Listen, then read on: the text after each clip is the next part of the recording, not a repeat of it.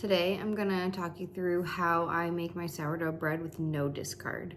So sometimes I like to have a lot of discard for recipes like sandwich bread or pizza dough, and sometimes I don't want to deal with discard.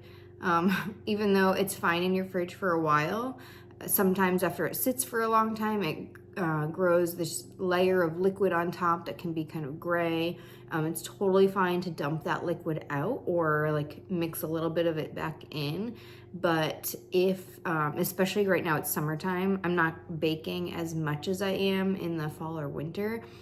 And I don't want the discard sitting in the fridge just kind of staring me in the face, making me feel like I should be doing something with it.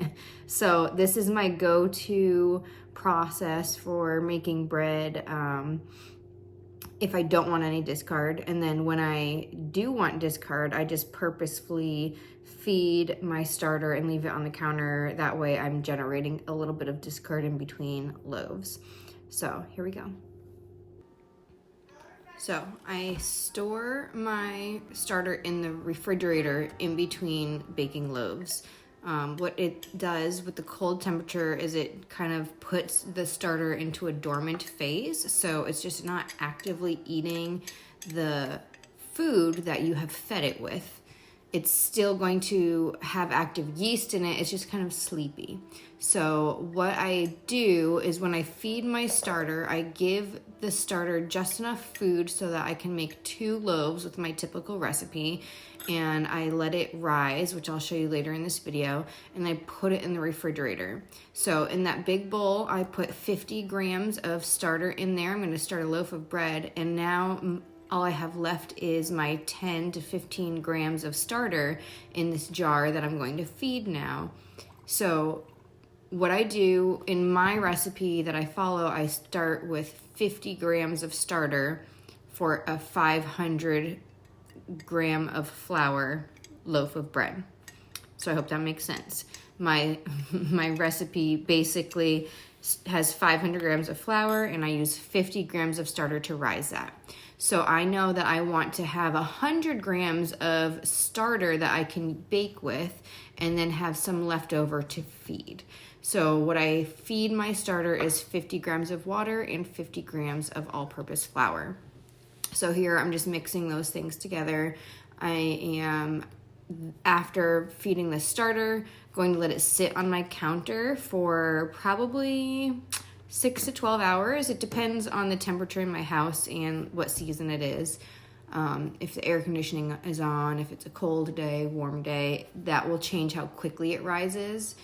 And right now it's summertime. If I feed it in the morning, usually by late in the evening, it has gotten active, it's doubled. I keep this rubber band on the side of my jar so that I can see the level that my starter was at when I first fed it, and then that helps me determine if it's risen enough.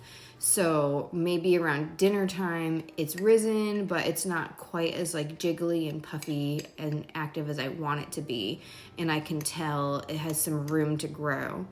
I'm also feeding my starter a 1-5-5 ratio, which means I'm keeping 1 part starter and I'm feeding it 5 parts water and 5 parts flour. Now, this will give it more food and take longer for it to double and activate. If I were feeding it a 1-1-1 ratio, then it would have equal parts flour and water. So here we are, it's the end of the day. You can see the bubbles on the side and it's risen and it's ready to go in the fridge. So here are my final thoughts about my no discard method. First of all, my starter is ready to use whenever I want to start a new loaf of bread.